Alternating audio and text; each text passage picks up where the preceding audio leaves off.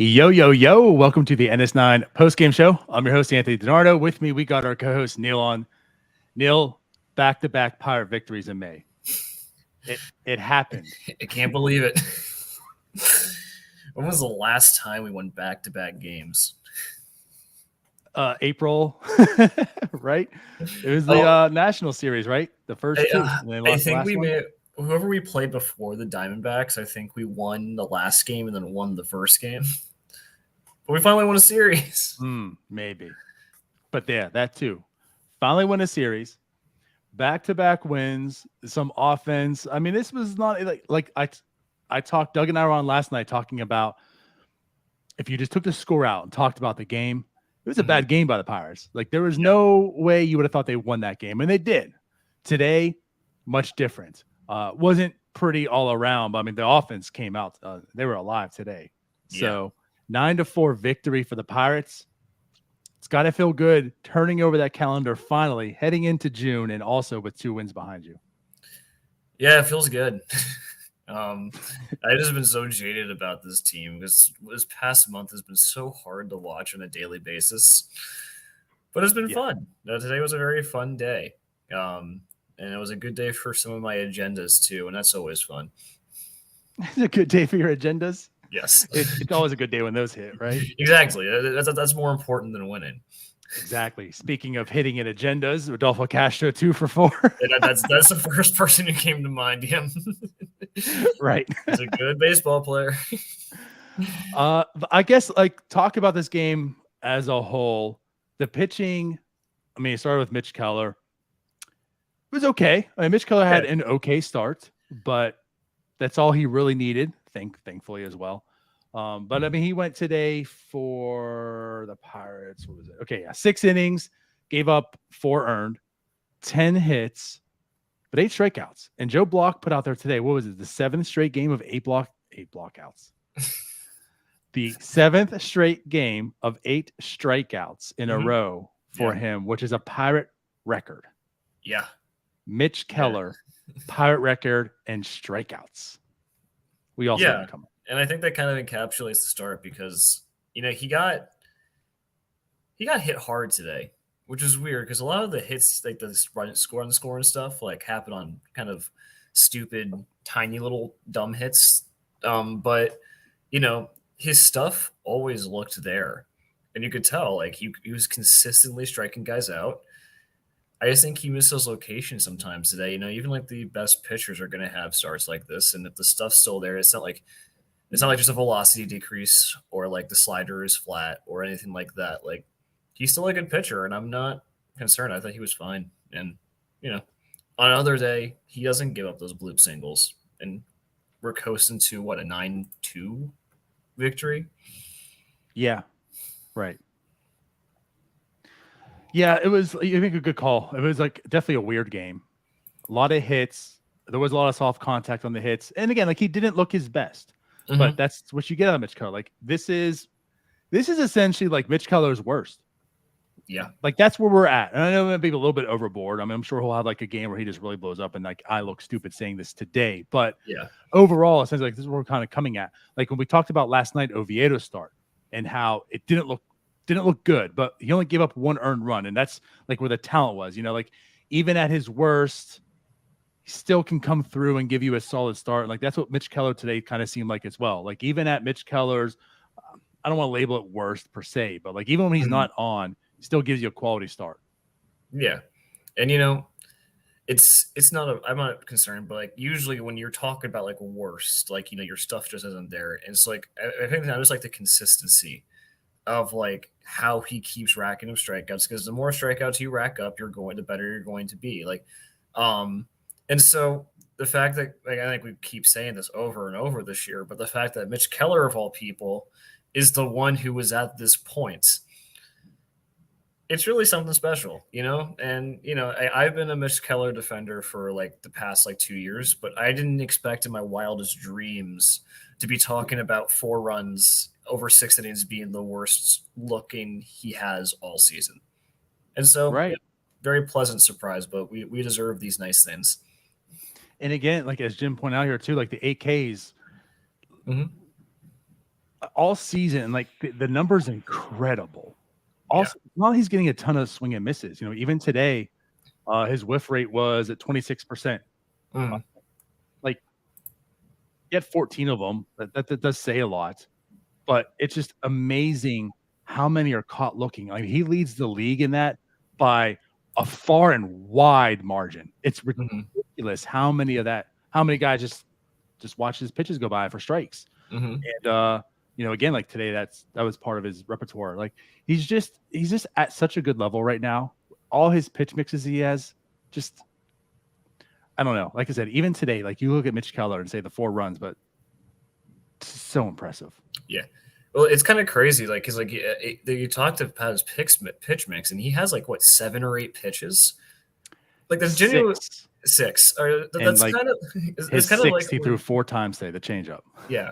And like that's kind of like where like you go and make like your own player and like MLB The Show or something, and you like max out how many pitches your pitcher can have. Like Mitch Keller is like doing that in real life, and so the fact that he can always keep hitters honest and he doesn't always have to rely on one pitch, it lets him.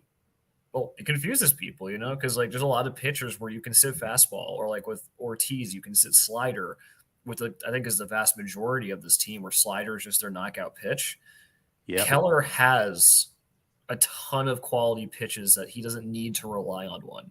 And that is such a great thing to have. That's what makes him so good. I shouldn't say that's what makes him, but that's part of what makes him so good. You're absolutely right. I mean, the amount of pitches that he has, how often he throws them all, and on top of it, how good they all are. It's not as just like I have like 3 good pitches and I'm just going to throw these other 3 just to mix things up. Like essentially he has 4 plus pitches. Yeah. You know, and the other ones are just good. Like they're just league average, you know? Yeah. And that's like where we're getting at. Like he has 5 really solid pitches and like the 6th one he throws here and there. But right, like all 5, the curveball, the sweeper, the sinker, the cutter, the 4-seam. He all throws 12% or more. Yeah. So you have no idea what's coming as a hitter. And I think it's even more impressive that he's able to do this so consistently with the new pitch clock. Like he has moved into the new pitch clock almost seamlessly, where like, I mean, whoever he's catching with are seamless in terms of what pitches are called, when they are. And he looks really good. And I think we've talked a lot about like the body language on Keller. Yeah. And I think, and like how much it has improved, I think a lot of it is he just doesn't have any time to think or dwell on things. He has to immediately get back on the mound and pitch again. And so when things do go badly, he doesn't have time to dwell on it. I think that's really been helpful for him as a pitcher. Like and I think someone made the same comparison with Garrett Cole. Garrett Cole is kind of similar, where like he would just get in his own head, but the pitch clock doesn't allow him to. So like while some people are suffering because of it, I think Keller's thriving because of it. That's a good way. Yeah, that's something I didn't really think about. I think, like you said, like overall it helps him, and I think overall it helps too because the batters now at this point of his career, where he has all these pitches, the batters really don't have time to think either. Yeah, so exactly. Again, like not knowing what's coming, you can't even really think about it. But yeah, like for him, when he's not really on, he can't get himself into that mindset because there's no time to do it. So that's a good point. Anyways, yeah, like I said, Mitch Keller, the 10 hits, like I said, they're not great to see. Yeah. But there was just a lot of just bloops everywhere. And it just is what it is. Like things were just falling for the Giants. But luckily for the Pirates, they weren't able to capitalize on it. So Pirates come out with a victory today. That was was really good to see. But yeah, I mean, just a lot of soft contact, a lot of bloops out there. Just is what it is. Yeah. And I'm browsing through here, and it's like, you know, he gave up some hard hits, but like I think that when the runs started coming in, it's like a 59-mile-an-hour single, a 69-mile-an-hour single, a 66-mile-an-hour single. Like some of it just was so unfair to him. Right. So I mean, and in another day where the offense doesn't show up, we're sitting here like fuming on the post game show because Mitch Keller pitches well, but like the offense lets him down and blue pits, loses the game. But we get to be happy. Right. Yeah, I like to be happy. This is a fun post game to do. And I guess, I mean, just to finish up, just because again, like we're talking about the pitching, I guess the bullpen once again just does its job. Zastryzny, I said it. Zastryzny comes in, gives 0.2 innings, a hit, whatever, shuts it down. And then Big Moretta comes in for 0.1 innings, shuts it down. Stevenson actually shuts it down too. A whole inning, 2 strikeouts. Yohan Ramirez comes in, shuts it down with a strike. Like I can't speak enough, I feel like right now, about the bullpen and how it's really starting to take shape. Yeah. And again, we talked a little bit last night. You know, there was always Bednar and Holderman, and it was like outside of that, I don't know. But the way Moretta has really turned on this month, you know, we talked about Jose Hernandez a little bit last night. Talk about Ramirez last night a little bit too, and today he pitched and did that. Like this bullpen is actually starting to really come together. And I'm not going to say be like an absolute positive, but I don't look at it so much anymore as this is where our weakness is, what's going to hurt the team. Yeah. Well, I think the biggest compliment from last year that I can give to this bullpen is that every time a pitcher came in last year that wasn't named Bednar, like I wanted to put my head in my hands. And this time around, it's actually very enjoyable to watch. Like, you know, I was very critical of Dari Moretta.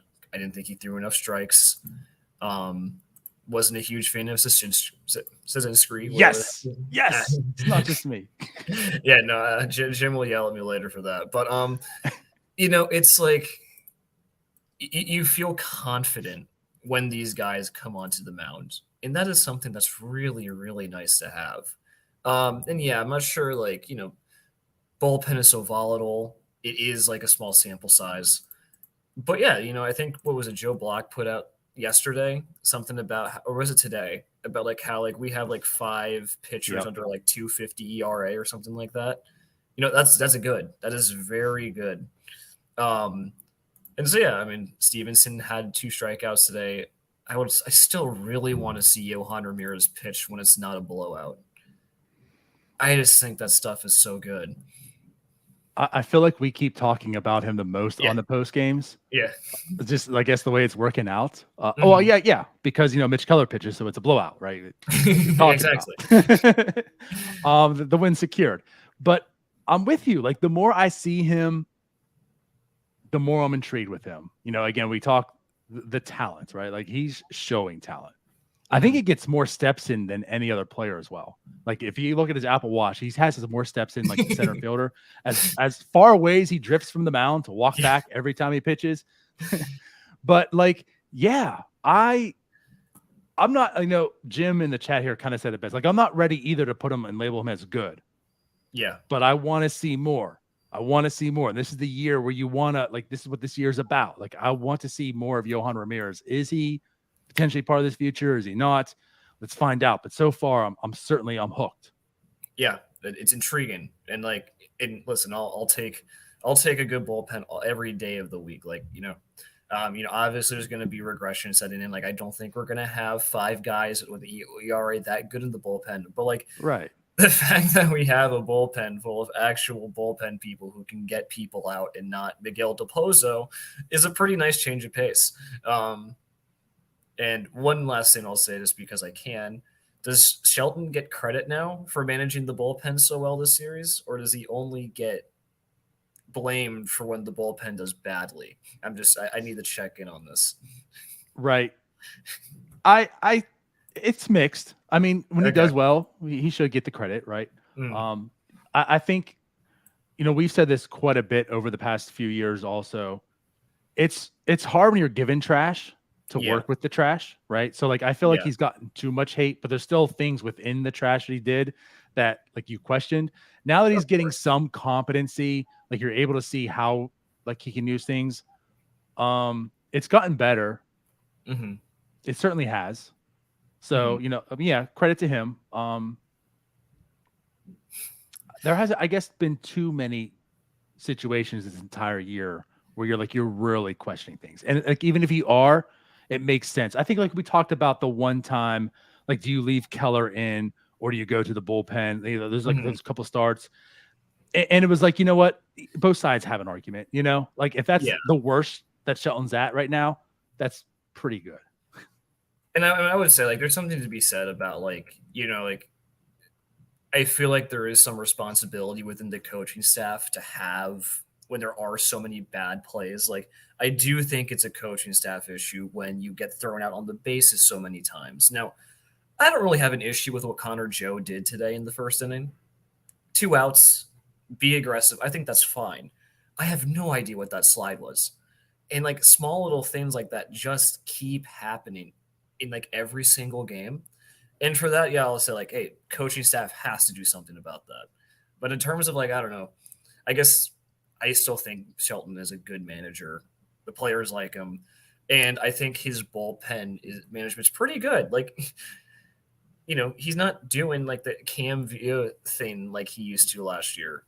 Yeah, although he came close the other night with Bolton. Well, that's true, but I blame Bolton more than Shelton on that one. Sure. But yeah. Anyway, we can move on, and I can stop agenda posting. No, you're good. You're good.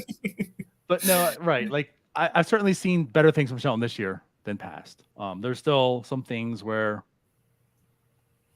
you wonder if the extension was kind of premature or why it happened when it did. But overall, if we're going to talk about Shelton right now, I'll wrap up in saying how I've always felt the latter part of you, what you said. Like, he's certainly a player's manager. I think he connects with the players very, very well. And I've always believed that was more important than like the in-game stuff. Because ultimately, when it comes down to it, the players is really what's going to decide things, right? When you have a terrible team, it's going to be terrible. When you have a good team, it's probably going to be good, right? A manager, like, how many wins does the manager really connect with and do? So, like, to me, the manager is more like having the players ready in the mindset, whatever, in-game stuff, whatever. Now, I keep pointing back to the Indians and Cubs World Series when Francona like just outmanaged the hell out of that series and still lost, right? So if there's the one thing that you want out of the manager, I think Shelton has, but I do question a lot of stuff on the managerial side. But regardless, we'll definitely get back to the game in itself, right? Like, the bullpen has been looking really competent lately. But get to the hitters now. So again, this is the team that put up 9 runs today. Woohoo! 9 runs. The Pittsburgh Pirates. And it came like all different ways. You know, it wasn't just the home run. It wasn't just small ball. They did a little bit of everything. So it was really nice to see. And runners in scoring position, they went 7 for 17.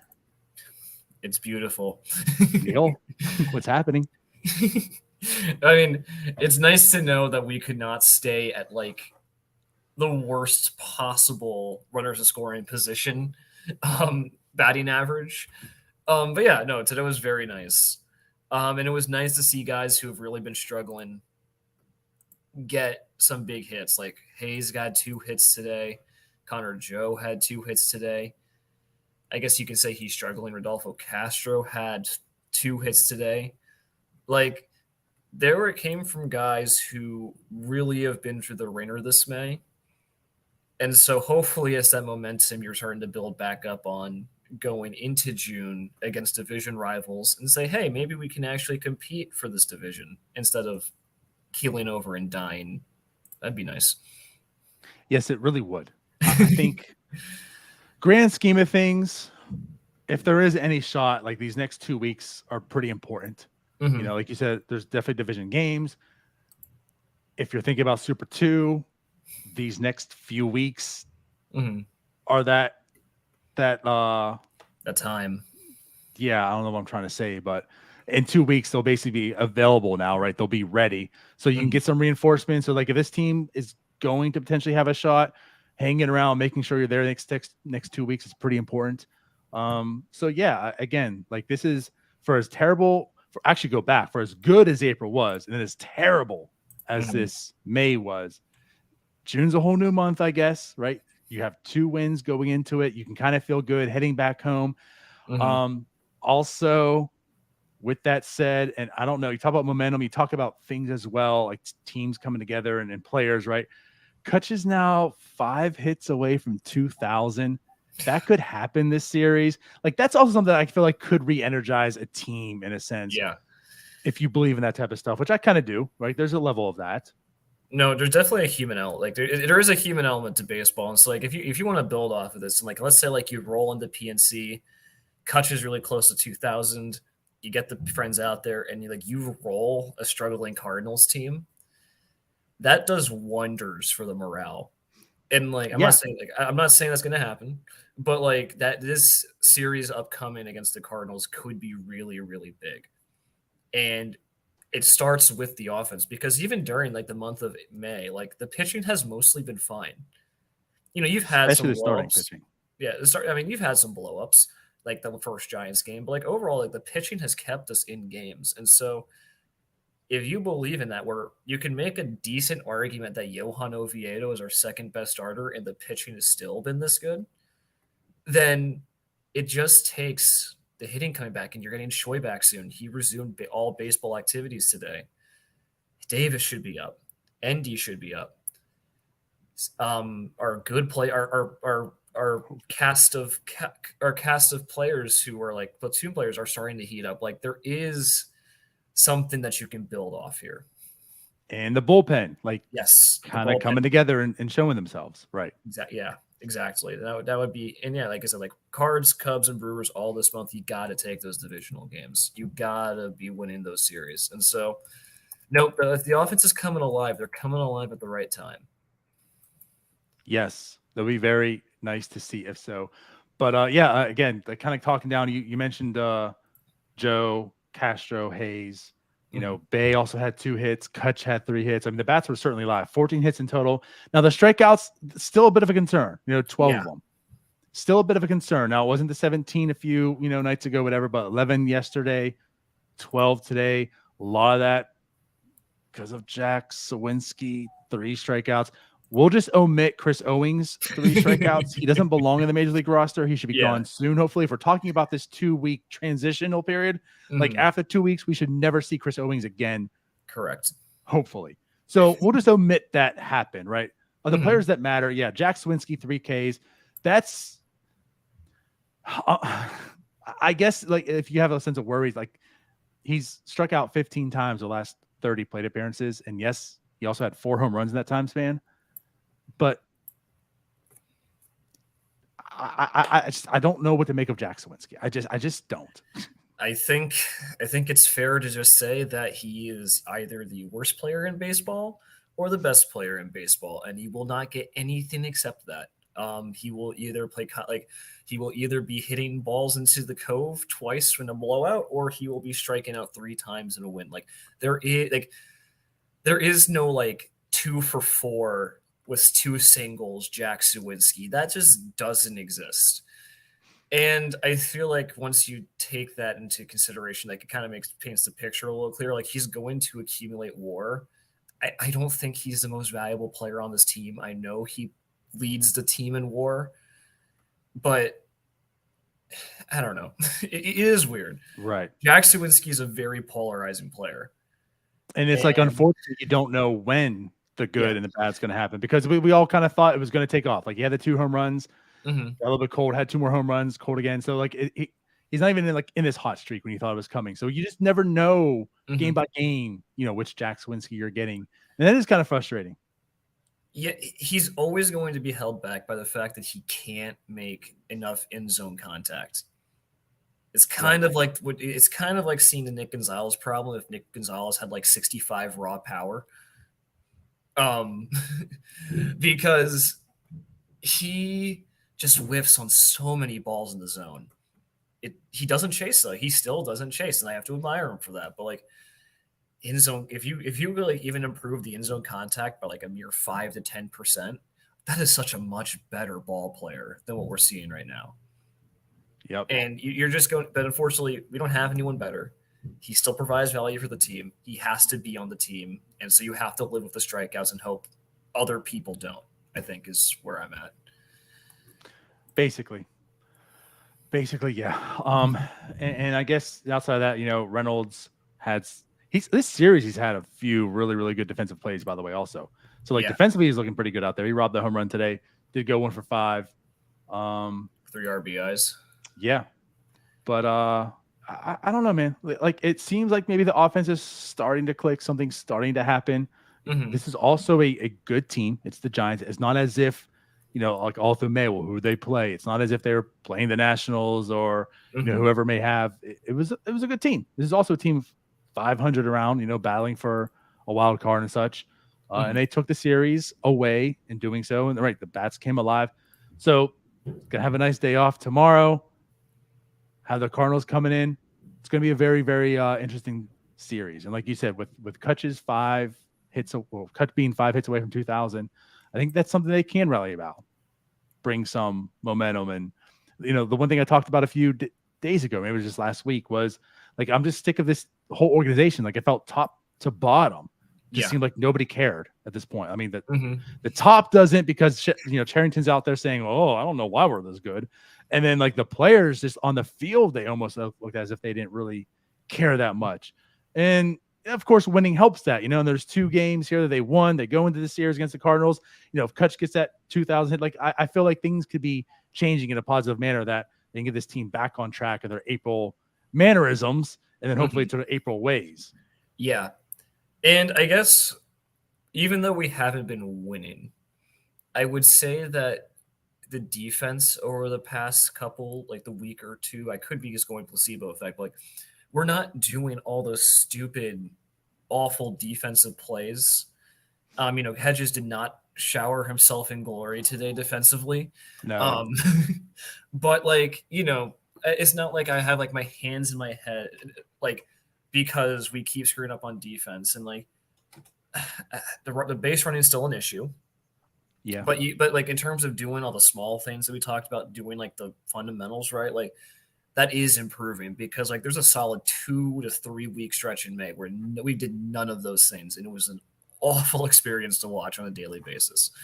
So if we are going to claw back into that, not necessarily being like 115 win pace, you got to start doing those things right. And we got to stop being thrown out on the base paths.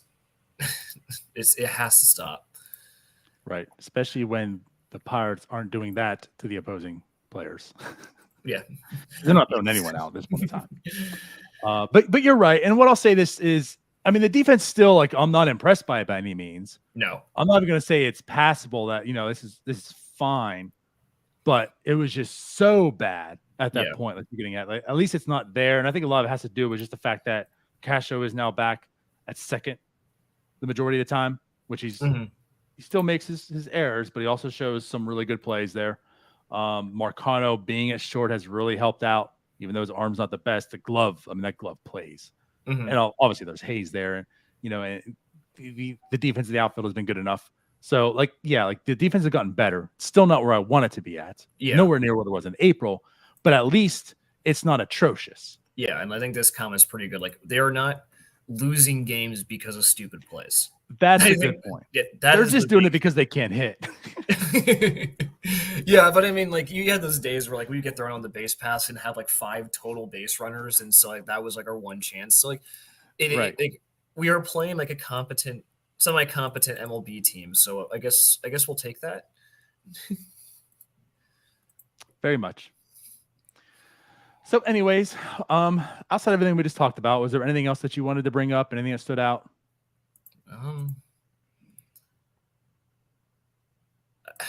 I guess he deserves a shout out. Ji-hwan Bae was played very well today. He deserves it. I still like Castro better though. I think that's fair. I think Castro, you know, deserves to play more than he does. But yeah, Bae has been playing much better of recent, you know, definitely. And I guess I don't mind him in center field. Like, I feel more comfortable with him being center than I do at second. Like, I would rather have, and I know this is going to sound weird because Castro's looked very challenged defensively, but mostly it's been at short, right? I feel more comfortable with Castro at second and, Bay at center.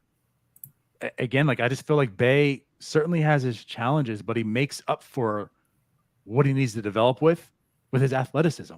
Like, he makes the play and it looks exciting, but it probably should have been routine, but he makes it. Yeah, and like that, Bay in center field terrifies me. You were right. He has lots of athletic, gifted, natural ability. But holy crap, he makes it so much harder than it ever has to be. Like, I was at the Mariners series where he had that crazy catch where like any normal center fielder just carefully gets under that ball. And it's not a big deal. And so, like, it's good that he has that makeup ability, but it's also not great when, like, because you see what happens when he doesn't make those plays, and that's my worry. And also, like, they can't let him steal anymore because he's so bad at base running. And so, like, I don't want to go that far, but like, he has to be more selective. That's for sure. Like, the green light's no longer there; it's a yellow. Yeah, well, he's just getting picked off at first, so he's not even like getting the chance to steal. But yeah, no, he hit 300 or something like that for the month of May. So but I don't like him in center field, but I also don't like Jack Suwinski in center field, and I think Jack Suwinski's better on the corner. So if that means playing Castro every day means we get Bay in center until Swaggerty proves he can play baseball at the major league level, I'm okay with it. Well, I think that's where you're kind of getting at. This is kind of getting ahead, but right. If it means Castro plays second more, Bay's in center, and that means Suwinski gets pushed to a corner, and I don't know, maybe a guy like Henry Davis comes up, and that means Suwinski doesn't play as often because Davis is like okay, things are kind of shaping out, and like I'm okay with it. Yeah, and Bay. Again, I have made my feelings for Bay known, but as a baseball player, I like him as a bench option. I think he provides a lot of spark plug. He provides defensive flexibility. The speed is elite to the point where he would make the bench on pretty much every MLB team. Still not convinced he's a starter full time, but he's had a good month. Right. And that's why, again, like I think he can still develop. There's still some talent there. The athleticism's there. So if he can't ultimately be like that super utility type where, he's giving you second, maybe in a pinch it's short because you need it, whatever, outfield, whatever. I'm not going full blown J-Hay because J-Hay was actually good defensively, like everywhere. And plus, I'm not putting Bay at third. J-Hay, you could absolutely. He started at third. How often? But like if he can have some utility needs there and provide good defense because of he actually progresses and becomes a better defender. Yeah, again, like that speed kills. He has speed. If he can get his contact skills better and not strike out as often, yeah, absolutely. But yeah, so now we talked about Ji-hwan Bae for like 7 minutes as we wrap it up. Anything else here? No, I think I'm good. All right. Sounds good to me then. So let's get out of here. Appreciate everyone for watching. We'll be back on Friday for the post game. Tomorrow we have NS9 live and Jim will be doing his out of the park stream. So yeah, that's Thursday, Friday post game. And then Saturday, we'll have a live podcast at the tailgate. So if you're going to the game, come out, see us. We'll be in Gold Lot 2. We'll be at 12. The live podcast start at 1. It's O'Neill Cruz bobblehead night. Potentially Kutch's 2000th hit night. So maybe want to come out to that game, everyone. Yeah, don't be like me. Don't be like Neil. So I feel like I have a pretty good reason for it. Yes, you do. But with that said, let's get out of here. Appreciate everyone watching. Talk to you later. Bye-bye. Hey, you all. Thank you for watching. I know we try to provide the most entertaining content that we can, and we'd love to spread it to as many people as possible. So I know it doesn't seem like a lot, but if you could take the 5 seconds to like this video and subscribe to the page, it helps out so much more than you know. Thank you, and let's go Bucks.